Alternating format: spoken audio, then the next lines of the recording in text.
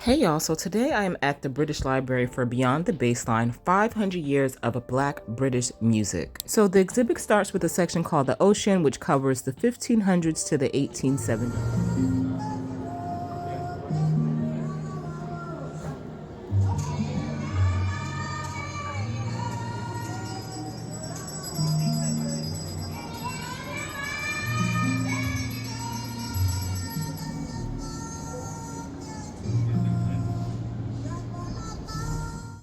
The next section of the exhibit is called On Stage. It covers the 1880s to the 1960s.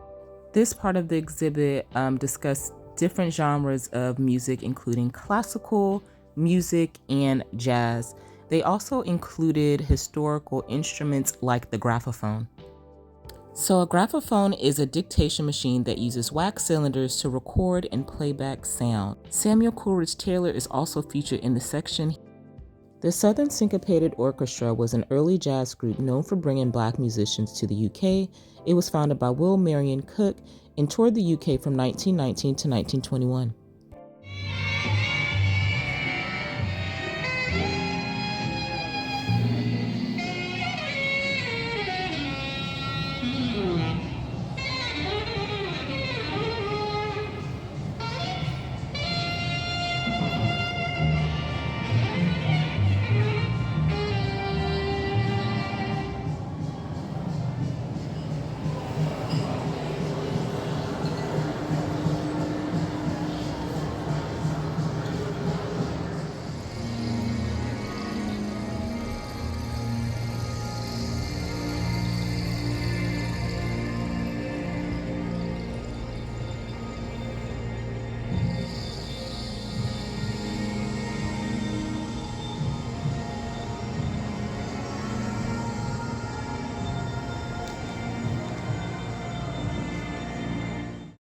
The next section of the exhibit is called The Front Lines. It covers music from the 1950s to the 1980s. So one of the cool things about this section is that it not only talked about the artists and the bands, but it talked about how important social clubs and music venues were to the Black British community. As you can see, the exhibit is beautifully curated. We'll get to that stunning piece in a minute, but it was just visually so stimulating. Afrobeats legend Fela Kuti is also featured in the exhibit. Fela was born in Nigeria and moved to London in 1958 to study medicine, but instead studied music at Trinity College of Music. Sheikh Keem was a jazz trumpeter born in St. Vincent. He moved to the UK in 1952. They also had this interactive storyboard called Clubs, Pubs, and Family Hubs. It had different cities throughout the UK highlighted on this touchscreen, and when you pressed on a specific city, it showed like different bands, different venues that were like famous at the time, and it also had headphones that were attached so you can listen to each artist's music. This was so fun and so cool. The Four Aces Club was based in the Dalston area of London. It opened in 1966 and closed in 1997. Some famous artists like Stevie Wonder and Bob Marley performed there.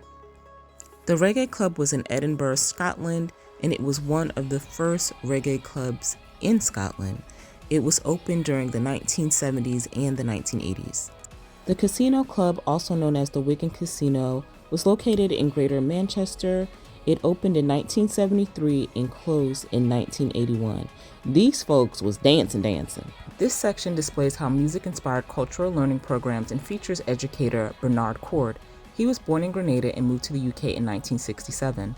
His work highlighted institutional bias within the British educational system and how this led Black children to be labeled as educationally subnormal or learning disabled, which was often an incorrect label. The Brixton Defense Campaign was born out of the Brixton Uprisings of 1981. The uprisings lasted for 3 days and were caused by several factors, including social deprivation, economic deprivation, and reports of police brutality against Black residents.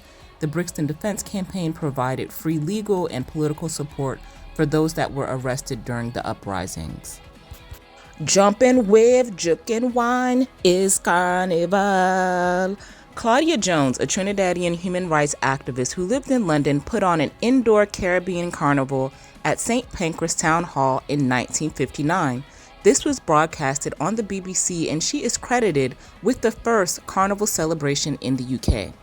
Carnival is now celebrated all across the UK, including cities like Bristol, Leeds, Manchester, Cardiff, and of course, London. Notting Hill Carnival is the most well-known out of all of the carnivals in the UK and was first celebrated in 1966. This celebration occurs every August during the summer bank holiday. This year, it will be celebrated on August 25th and 26th. Now look, this was my absolute favorite part of the exhibit. It's the peacock costume, which was designed by Hubon Condor and worn by Talia Hamilton and won the Carnival Queen 2019 at the Leeds Carnival. This costume was stunning. King Tubby was born in Kingston, Jamaica, and is a founder of Sound System Music. Sound System Music is influenced by several genres of music, including ska and reggae. The music is blasted through massive sound systems, hence the name. King Tubby formed his own sound system, Tubby's Hometown Hi-Fi, in 1958. This next section is called In the Record Shop and covers music from the 1960s through the 1990s. It covered genres of music like lovers rock and roots reggae music. Part of what made this section so unique is that they also discuss record labels like Trojan Records, High Note Records, Island Records, and Studio One Records that focused on bringing black music to the masses. This literally felt like going back in time and digging through the crates.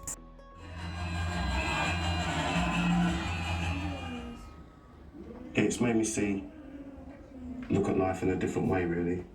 You know what I mean? When I was younger, I just wanted things quickly.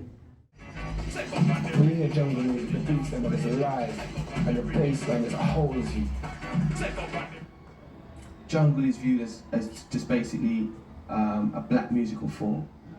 House music was never viewed as a black musical form, even though its origins were black.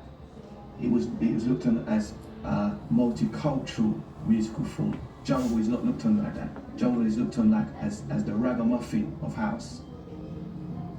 If you want to go, you can't go to certain jungle race because them black guys there, they might just whatever, and it's kind of rough and it's a bit dangerous, which is all the stereotypes are creeping back. Grime music emerged from London in the early 2000s. It combined several genres of music, including hip-hop, jungle, rap, and garage. What makes grime music so unique is its fast, up-tempo beat, which is up to 140 beats per minute. Akil Abukwe Adamson founded Queer Bruck in 2018 in London as a safe space for members of the LGBT+ community to come together, party, and listen to music of his childhood like dancehall, reggae, and Afrobeats. This next section was basically the summation of the entire exhibit, the evolution of Black British music. It showed a timeline of Black British music and how each genre of music influenced the next. This was absolutely amazing. If you take nothing else away from this video, study this graph. It's so detailed and intricate, and it just literally tells the story of the timeline of Black British music in one specific diagram. So the next section is all about the Mobos. Kanya King founded the Mobo Awards in 1996. The Mobo Awards is an annual celebration of Black British music. Mobo stands for Music of Black Origin, and that's literally what they celebrate: Black music, Black culture, and our heroes. The Black Music Award is the winner of the Best Hip Hop Mobo for 2006 is the winner is